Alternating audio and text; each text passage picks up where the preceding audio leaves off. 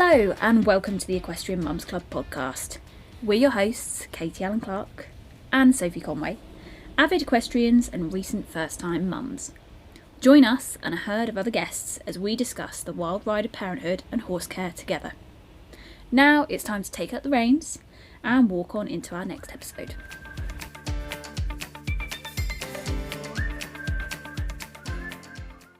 Hello, Equestrian Mums Club listeners. We're back. Happy 2025, friends. We're recording and it kind of feels a bit weird. We've not done one of these for a while, have we? We haven't done one for ages. I think because you've been knee deep in work. I've been knee deep in nappies and poo, baby poo. Yummy. And both just trying to adjust, aren't we? You're sort of trying to adjust still, really, to juggling everything, including work and a baby. And I'm still not successfully trying to juggle two children and two horses, and Jane's horses as well. So yeah, I think we've both just struggled to find the time, but we are going to try, aren't we? Bit harder. We are. And we're going to try harder, but also I think there's been a change in us, Soph. I think we're both quite how do I say this? Like high performing people. We're used to getting things done, no matter the area of life that we're in.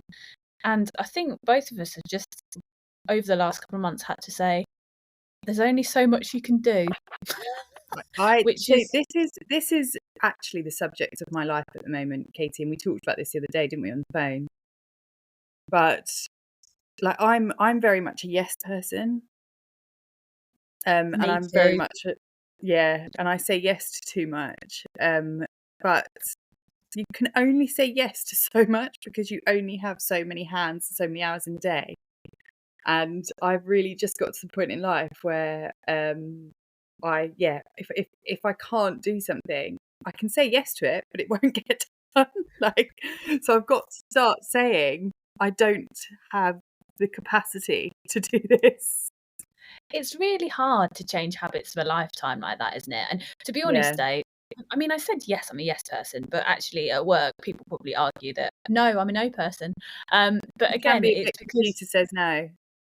Well, yeah, it's because I'm quite protective of our resources at work, aren't I? Yeah. But I think I've had to become a little bit more computer says no in terms of my home life and social life, because I'm a bit like there's only a certain amount of hours in the day, and I have to look at the priorities of what we're doing, like what are we actually trying to get to. And so sometimes it feels really mean because you haven't seen like friends or family in so long.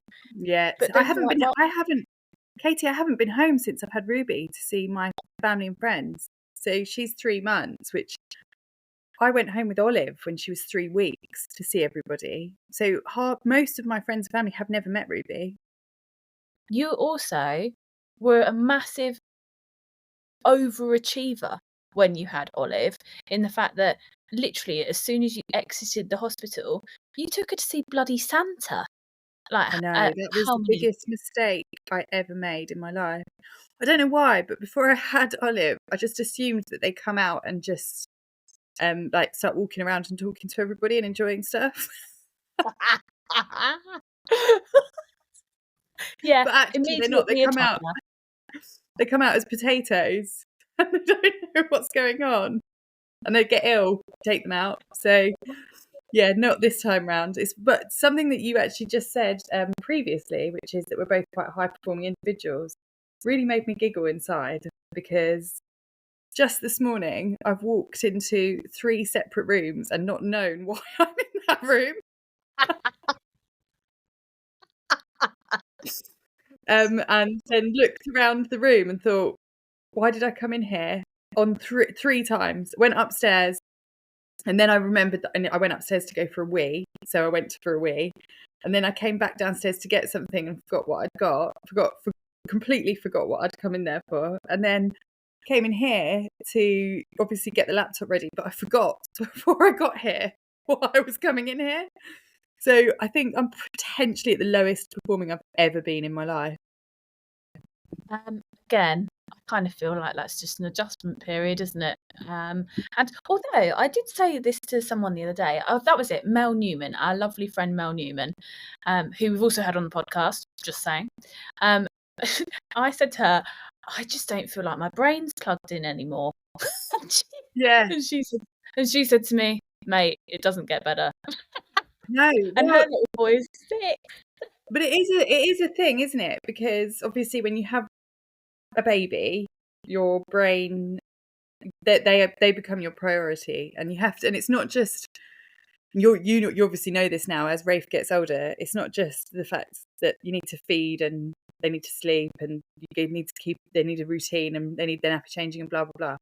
As they get older, it's also right, swimming class, ballet, riding, she's at doctor's appointments, jabs, like it's a whole new level of. Sorry, just for clarity, Rafe isn't going to ballet right now, just so you know.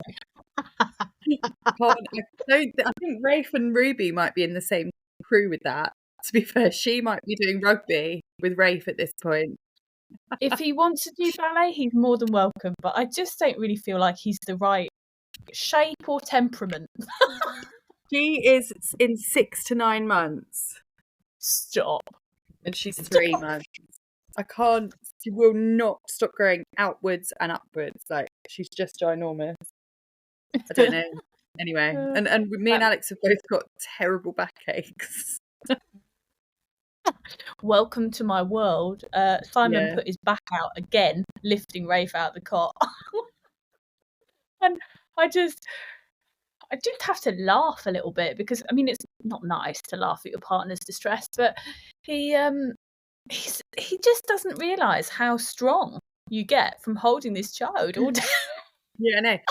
Alex said to me last night that he was over there, and he said for about the 200th time this week, he said, my back is killing me, I've got knots all the way across the top. And I was like, you're coping really well with it though, Alex.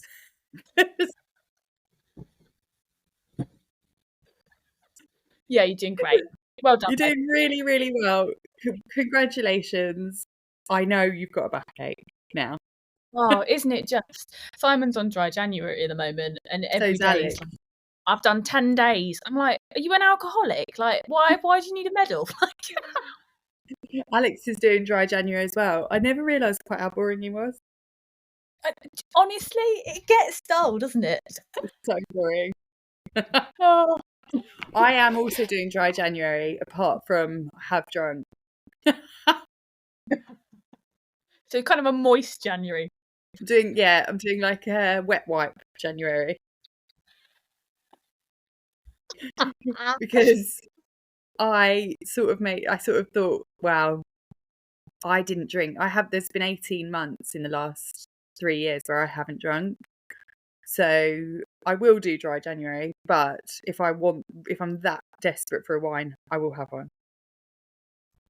Yeah, I mean, it's not high on my agenda just generally, but there is some days where you just think it's 9:30 p.m. I haven't eaten anything, and I'm at the end of my tether. Do you know what would take the edge off? Do you know what would take the edge off? A bottle. Not of milk. Yes. But anyway, we are not encouraging drinking culture in parents. No, we are not. I am actively encouraging that. FYI, Katie might not be. I am personally encouraging drunk parenting. Please drink responsibly. That's our disclaimer. So we've kind of, as we always do, bowled straight on into like life and stuff. But let's catch people up, because we haven't had one of these for a while, and there might be new people listening, or there might be people that haven't listened to us for a while. So remind us where you're at. You've got 2 kids, ages, and what are you up to with them and your horses? I have got 2 children. One of them is 3 months old and one of them is 2. They're both girls. and they are running me ragged. But they're both lovely. And I have also got 2 horses. I've got Oscar. Poor Oscar wants to be ridden and is rebelling against me because he keeps running away in the field and just being generally naughty. But he does need more riding. I just don't have the time. And I've got a young horse called Trev, who does not live up to his name. He's actually quite nice. He's actually quite flashy. And we are slowly, very, very slowly, bringing him on to do some stuff with him this summer. And if we can compete him next summer, or sell him before then, depending on how we're getting on with money, which is probably means we're more likely to sell him this year. And something that I spoke to you about, Katie, previously, that I wanted to talk about on here is having a young horse. And I haven't had a young horse for quite a few years now. And obviously, when I did have a young horse before, I didn't have children. And so the similarities between the two are just ridiculous. They it's are. hilarious. And Equestrian Mums Club listeners, I have actually written a full-on article about this. So you will find that hitting the website sometime soon. And we can do a podcast about it as well, because, like Sophie says, they are one and the same. Just slightly different. Slightly different breed. Olive and Trev are basically 2 peas in a pod. And, like, you know, Trev nips me, Olive kicks me. They both have kind of mental breakdowns occasionally. They're just both very silly. Trev, is it a kiss or a bite? Who knows? Who knows? And where did this bruise come from? Is it Trev or is it Olive? Who knows? But something that I have really noticed that I sort of forgot about, bearing in mind Trev is nearly 17 hands and like a beanpole and absolutely zero strength at all. Since I've started hacking him out to try and get him stronger, he trips up all the time. And, it's like he never does anything wrong. He's never, touched wood, done anything naughty. He's got a heart of gold, but he looks around. He's looking everywhere but where he's supposed to go, and then trips. And if he's not looking everywhere he's supposed to go, if he's not looking everywhere else, he's on the way back and he's absolutely knackered. So then he trips all the way home as well. I'm like, I know he needs to learn where his feet are going, but he's going to kill me in the process of doing that. And it's just exactly the same as Olive, running into walls, tripping over, bruises all up her legs. It just makes me laugh that they're both on this exact same trajectory at the moment, learning to walk without falling flat on their face. It's quite sweet, isn't it?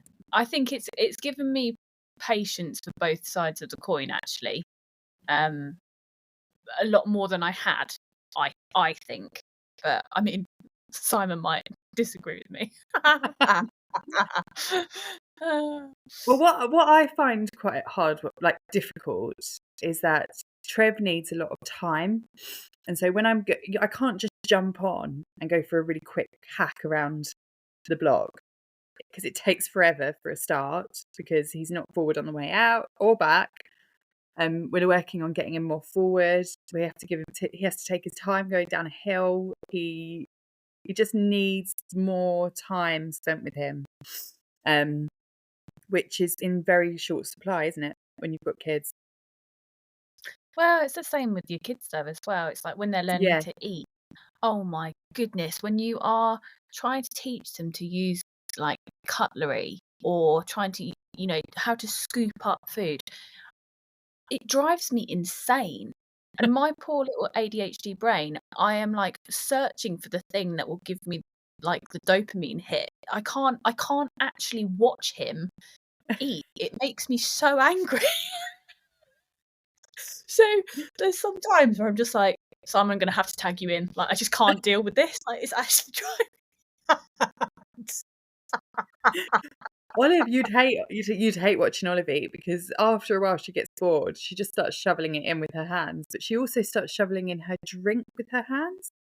So she either pours her drink onto her hands and then sips from her hands, or she scoops it out of her cup and goes. Really irritating. Well, that. Yeah, I think that would also like give me a little bit of a twitch. I'm not gonna lie, but I'm sure Yeah. sure I got that to come. So you've obviously got Ruby as well, and I wanted to ask you like how she's just turned 3 months. Yeah. How are you both recovering?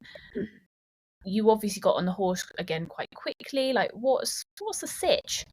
Well, this is something else that I was going to bring up in relation to the confidence clinic, which which obviously we'll talk about in a bit. But when I know you'll remember this because we talked in quite a lot of depth about it. When I had Olive, I really lost my confidence getting back on. And I was a very confident rider before, not very, very confident, but quite confident rider before. And I then struggled to kind of get it back, and I did that one day event and was absolutely shitting my pants. Do you remember? And this time round, I haven't had that, and obviously I've been riding Trev, who's a great big 3-year-old, and I feel quite confident on him. A bit tense, and we need to learn to trust each other, and it might change when I start jumping and whatever else. But it didn't happen so much this time. And then I was thinking, maybe I just never really fully got it back. And so it didn't really change. But Maybe. I don't know. But it never regressed anymore. Do you remember a little while ago we had a podcast episode with Jenny Winter-Leach, the mindset coach, and you were talking about like your loss of confidence, and I said I'd had the other way round. Yeah. I actually felt more reckless. Yeah. And I do kind of wonder as well, like, if I were to have another one, would I have the same? Would I be even more reckless, like the second time round, or would it go back? Like for you, it just kind of sounds like it stayed at like a plateau. Your confidence levels. I'm not sure if it did or not, because I'm not sure after Olive if I would have got on Trev, which I have done this time. Maybe I would, maybe I wouldn't. I don't know. But is it also like a learned thing as well? Like the first time round, nothing bad happened. You were learning your body again, and now this second time round, you know what sort of limitations you're going to have, or what sort of things could be triggering. Maybe. I also think that the birth probably does have a bit of an impact, because the birth that I had with Olive was quite traumatic and really difficult, really long labour, induction, forceps, long recovery. So I didn't ride until 6 weeks after. Whereas this time around it was quick, fairly easy. It was still a birth. It wasn't. I don't think anyone would call a birth easy, but it was natural. I had, it was. I think maybe that has had quite a big impact on the confidence levels afterwards. Yeah, and yeah, maybe. I don't know. It's just so fascinating, isn't it? Yeah. I wonder if listeners that have got 2 children or more can tell us. Can you write in and tell us like how your confidence levels were affected after 1 and 2 and 3 or whatever? Because I genuinely find this subject so fascinating. We, as you know, do not have all the answers. But we're trying to find out. We're trying to talk about these things because we didn't know where else we could turn for that information. So if you've got a point of view on the subject, let us know, would you? That'd be great. On that note, Katie, can you please give me and listeners an update on your menagerie of horses and children? Well, for anybody that is new to the podcast, I have one child, one unexpected child but delightful child, called Rafe.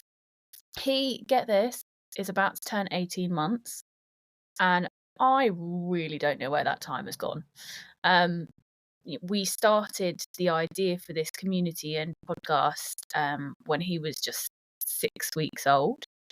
So it's properly sped past now. And yeah, he's doing great. He's doing absolutely great. He is such a little boy. He's And he is gorgeous, great, big, chunky boy. He is a chunky boy, blonde hair, big blue eyes, super, super cheeky. And yeah, he's doing really well. He's running everywhere and climbing everything and generally being in places that he shouldn't be, but he's such a good laugh. So we're like maybe I spoke to you about earlier, as he gets older, I'm finding things easier for a variety of reasons, but they're also harder because you've got to keep your eyes in the back of your head because he tries to kill himself at all opportunities. There's just new challenges at every different stage, isn't there? Yeah. And maybe we'll go into this at a different point as well, but I, over the last few months, have kind of been addressing my mental health as well, and have had a bit of help along the way with that in terms of medication. And I also think that has really really strengthened my bond with Rafe as well, because I feel like I'm me again, which has been great. I think that's really brave of you to say that. Well, actually. I think people need to know.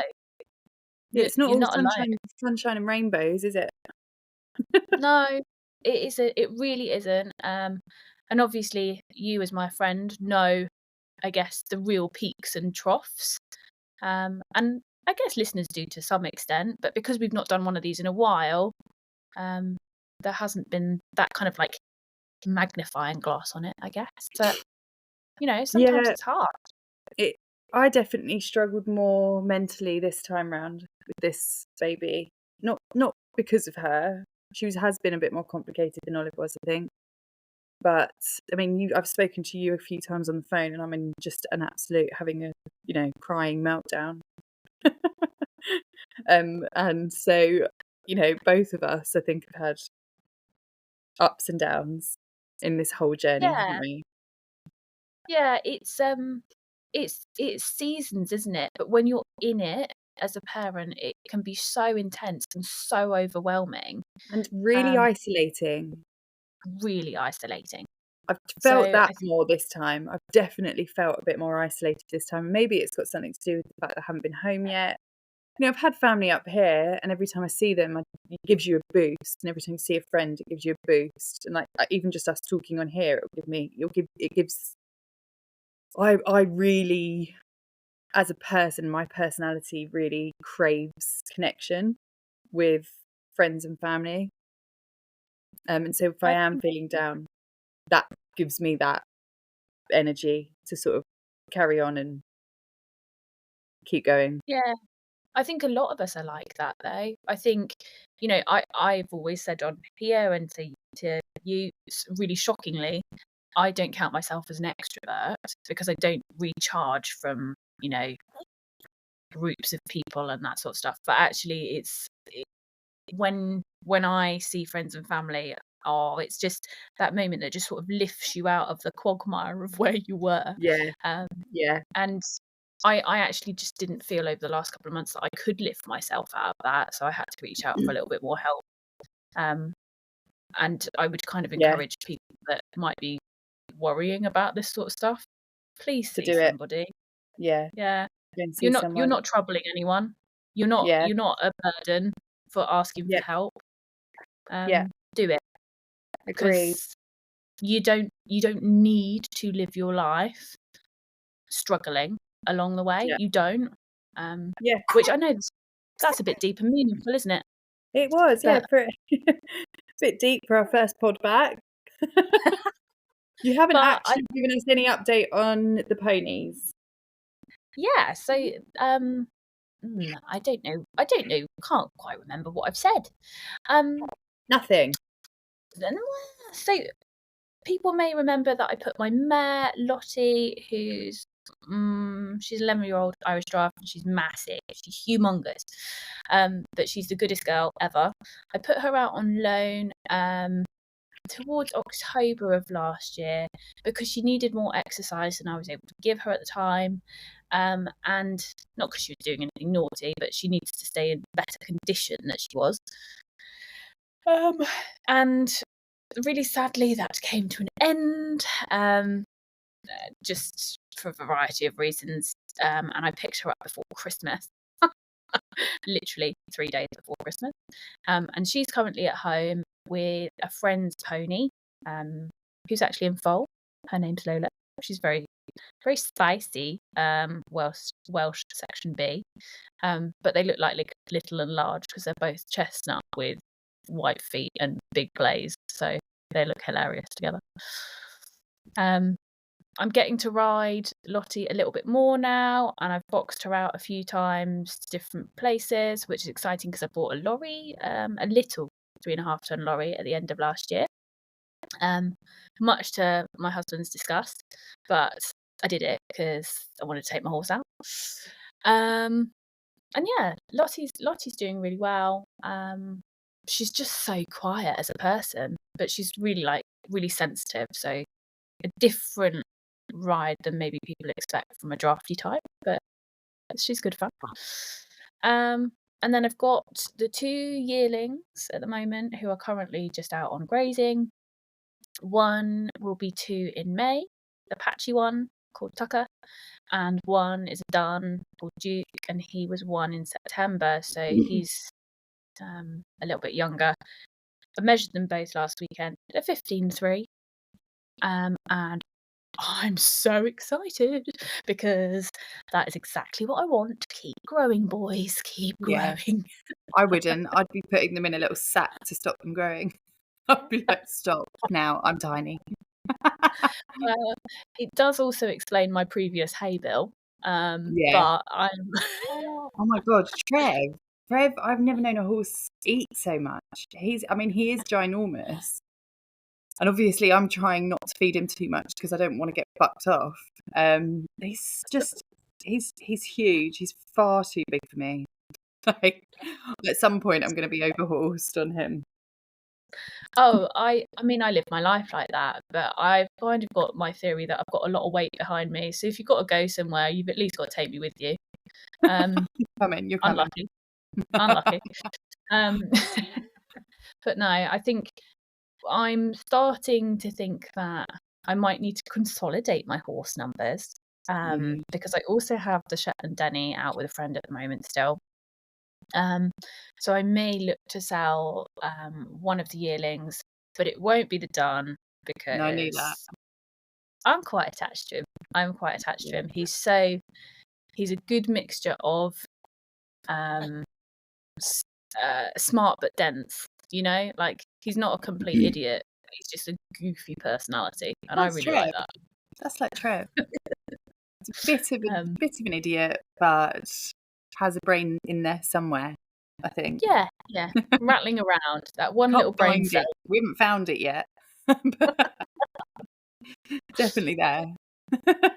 No, they're all good. I think, like a lot of people, one of the yearlings has struggled a bit with thrush over the winter months, and we've not in his feet, just for clarity. Like me, I think somewhere else. Lovely. But I think that's like a lot of people. We actually haven't got a bad mud situation here at all. But it's just something that some of them get affected by more than others, isn't it? So yeah, on the whole, happy. So that's us caught up. Yeah. So go on. What are we doing this year then? What are we doing this year? Go on. Oh, do you know my immediate plan, which if anybody listening can help with, because I've forgotten, is to try and get Ruby into a bit of a routine. And I don't know if this is having to, because obviously this poor baby just gets dragged left, right, and centre around the country to various different classes, ballet, we have, it's just all sorts. So she tends to like nap for like 20 minutes. If she has a longer nap, then it's quite unusual. And I just don't even know where to start to try and get her into a routine. Like, it's really difficult when you've got an older one. And when you have got horses and you're trying to do everything around yourself and the other kid, you can't really focus on trying to blame. Because you have, for childcare purposes, you have Olive in nursery a few days a week, but you have her the other time, don't you? Yeah. So that is more difficult because when she's at nursery, you can have a bit more of a routine. Yeah, like that's the thing. I could try and get her into a routine 2 days a week, but then the rest of the time it doesn't really fit in with. Tomorrow we've got ballet at 11, so she has to nap and do stuff around that. And Friday we've got swimming, and so I just, if anybody's got any advice about this, I'd be really grateful, because I just don't even know where to start, and we're just winging it at the moment. And she just naps whenever she feels like it, and I can have, I can put the time into getting her to sleep or feeding her. We're not in any sort of feeding routine either, but I think she's fine. Yeah, she looks like she's starving, love. My sister said last week, so I was stressing. So one of my best friends, my best friend ever, is getting married in September this year. And he's obviously having his stag stroke hen do in before that, which will be like 2 or 3 nights away, at Soho farmhouse, which will be really fun. But I want to be there, and it's not just a case of I need to be there. I want to be there. And I said to my sister, "Oh God, what am I going to do with her? Because I'm hoping to still be breastfeeding by then, and blah blah blah, and hopefully she'll take the bottle. But what if she doesn't? And all this, all this stressing." My sister was like, "So you could go until next Christmas without feeding her, and she'd still be fine. She's absolutely ginormous." She's like, "Just wait until you get there and just stop stressing about it now." And I was like, "Okay, yeah, that is stupid. You do need a sister sometimes." Okay. Oh, you need someone to just tell you how it is. Yeah, exactly. Do you, I know we were talking about this earlier, like goals and plans and all that sort of stuff. And January can be like a really overwhelming time. Yeah. And underwhelming, actually. Yeah. I personally haven't made any goals or big plans other than stuff for EMC. And I'm actually feeling quite at peace with it. But do you have any plans for your horses this year, or are you just getting through it? No, I do have plans. I don't really have a plan for Oscar at the moment. My main plan at the moment is Alex and I have talked about this. I need to make a plan to begin with and have a bit of a strategy on how to get Trev to the point where I can then start booking some lessons and having some effective lessons, basically, where it's not just me, him trying to stay awake through it. So that's that's the first step. I think this year is a series of small plans. Yeah. And stages. And that's just come to me. But it's just a series of, next get through this stage, plan for this, and then make a new plan for the next stage when they're in their next stage. And so with Ruby, it's just to try and get into a bit of a routine, and then once we're in a bit of a routine, then the next stage begins. And with Trev, it's exactly the same. And with Olive, she's learning. I want to make sure I'm doing little things with her, try and spend as much time as I can with her one-on-one, because that's helping massively with her, for her to bond with Ruby. And also as well, I think for me, I think I've had a bit of a confidence knock, not in terms of riding, but in terms of making goals and plans and then not seeing them through for whatever reason. Yeah. Like whether that be because I get that. your name, or because actually you've had to take family priorities first instead of what you planned for, or I've been sick, or whatever it happens to be, and then you end up getting you get quite disappointed Yeah, if you don't in yourself. manage to if you don't manage to tick everything off the list. And Yeah. so I feel like I've been a bit more fluid with how I'm approaching this year as well. I just want to have fun along the Yeah. way a bit more, That's a really, really, really good New Year's resolution. I think Yeah. should we both do that? Let's just try and have a bit more fun. Yeah. Yeah. Yeah. So we talk about fun. I've just got to tell you something that was really fun yesterday. Go on. So I took the girls to Rafe's farm, which is the same place that I took them when I had that absolute meltdown, which I definitely have talked about on here, where I thought I was going to have to put one of them up for adoption. It was like my first trip out. It's a local little farm that Olive loves. And I was like, this would be really good. First little trip out. It wasn't. It was awful. Anyway, I took them both there yesterday on my own. And we did actually have loads and loads of fun. It felt like such a big sort of milestone that I can go out with both of the girls, not stressed, not worried, just, as like a little girl group, we had a really lovely morning. And Olive was walking around saying to all the goats, "Hi, darling." So that's what I say. I've got a brilliant video of it. I'll send it to you. But it was, we just had a really, really good morning, and I felt like really patting myself on the back. And she did a poo in the toilet. Oh no! Stop, Olive! You're outdoing yourself here, girl. She is. Little ledge. Talking of fun coming up, Katie. Yeah, talking of fun coming up. I've been beavering away, guys. She has been a woman on a mission. I have. Last year and the year before, actually, let's not just limit it.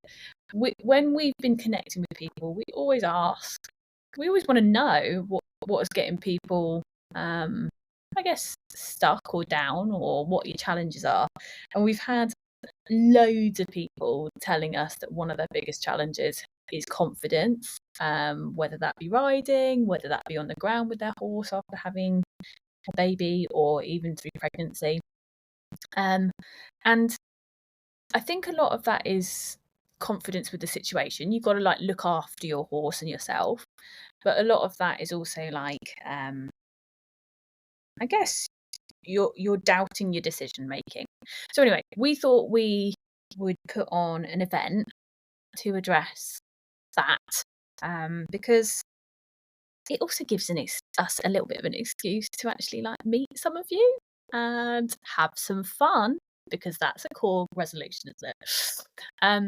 So we are running our first ever clinic at West Wilts Equestrian Centre on Friday, the 21st of March, which happens to be the week before Mother's Day, in case anyone's wondering. And we've got it is a good present. In fact, we've got definitely a lady travelling all the way from Lincolnshire to be with us. She said that she's in, and she's bringing her husband and baby, and they're making a weekend of it. So that will be nice for them. Pre-Mother's Day.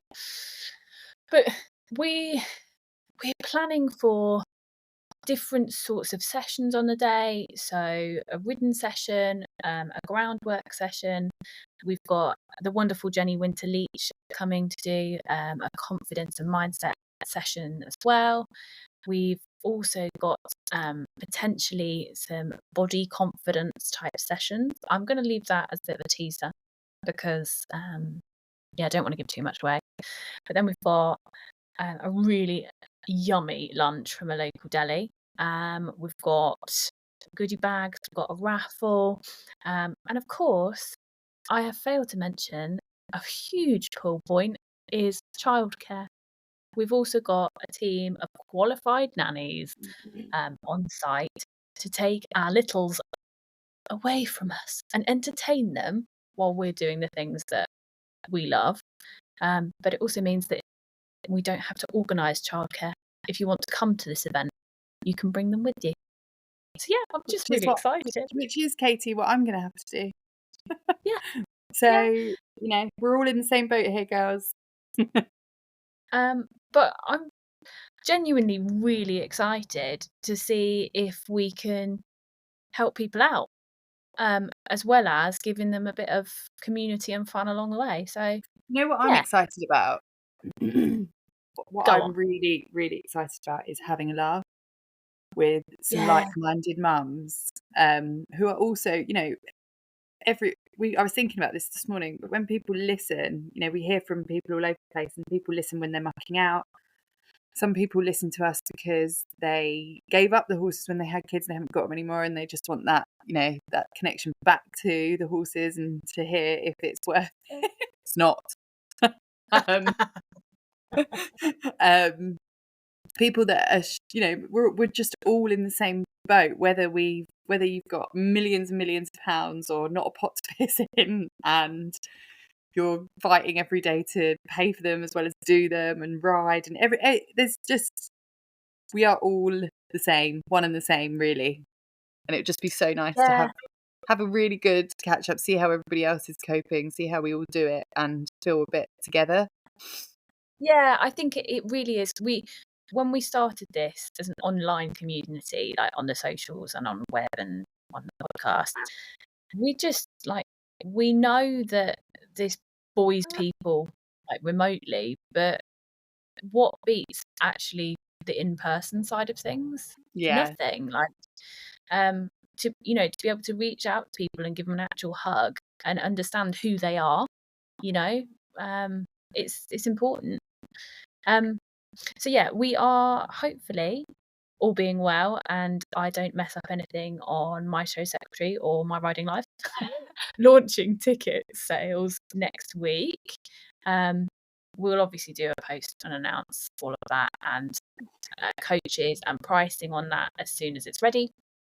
But that's exciting. And yeah, I just can't wait to have a bit of fun and have a little moment to look forward to. So yeah, that'd be good.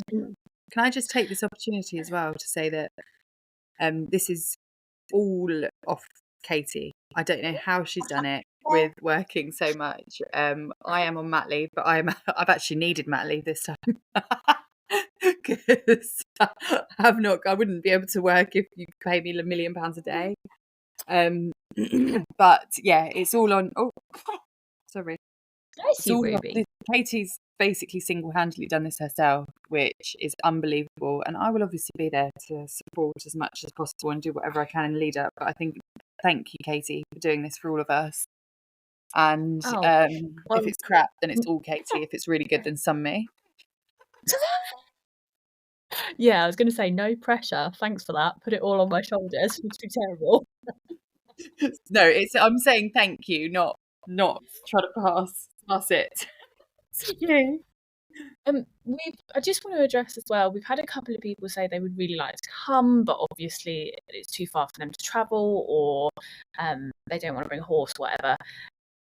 To address those things, let's start with the horse first. If you don't want to bring your horse, that's fine. We'll be selling spectator type tickets as well. So we totally understand if you don't want to travel, or they're not sound or whatever it happens to be. Just love to have you there in any capacity supporting us. And then the other thing is, location wise, I don't want to travel for 6 hours. Yeah, babes, totes get it. Like that's a long way. We're kind of running this as a pilot, see how it goes. And then if we have more demand to go to other places, then yeah, we'll totally look at it. We believe in what we're doing. It's not just, yeah, it's not raking in cash for us, guys. We want to see how we can help you along the way. So yeah, we'll see where it gets to, and hopefully we've got some other big surprises to give you in a few weeks' time. But I'll have to keep more under my hat for that one. They are. Go on. I was going to say they are not to do with this event. I will leave it there. So something else that we are striving to do is to get more content out there, and we are hoping to speak to a lovely friend of mine that suffered really badly with pelvic girdle pain throughout pregnancy, and then actually ended up in a wheelchair for a long time after she gave birth, and is now back riding and doing amazingly. So we will hopefully speak to her over some point over the next week or so and get that podcast out to you. Sorry, everyone. We've got some really cool elite riders to speak to as well. We've got some fun brands and businesses that want to talk to us. And that's super exciting as well. We've got loads of people that we are going to catch up with. And I guess maybe that is our New Year's goal and resolution, is to get back recording. Get that out. And we need to do some more filming. We need to do some more vlogs, don't we, really, of us out riding and stuff. So that you can see we actually do it. We're not just saying we do it. I mean, I do it, but I sort of wobble along. Wobbly as hell. But yeah, I think that's a good place to leave this pod. So I think Ruby's definitely ready to leave the pod. But it's been so nice to catch up with you properly on one of these. It has been good to kind of get some exciting things off my chest to our listeners as well. Just to say thank you guys all for tuning in still. Thanks for listening. If you have suggestions for podcast episodes, if you have suggestions for cool things you want to do with us, then yeah, hit us up on the socials, submit a form via the website. We'd so love to hear from you. Anyway, we'll leave it on that note, but have a wonderful rest of your week, guys, and we'll catch up with you very soon. Bye. Bye.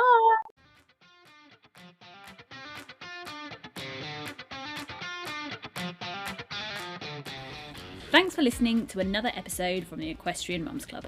It's been great to have you along for the ride. We've been your hosts, Katie Allen Clark and Sophie Conway. Make sure to hit the follow button to hear more from us as we dig deeper into the world of ponies and parenthood.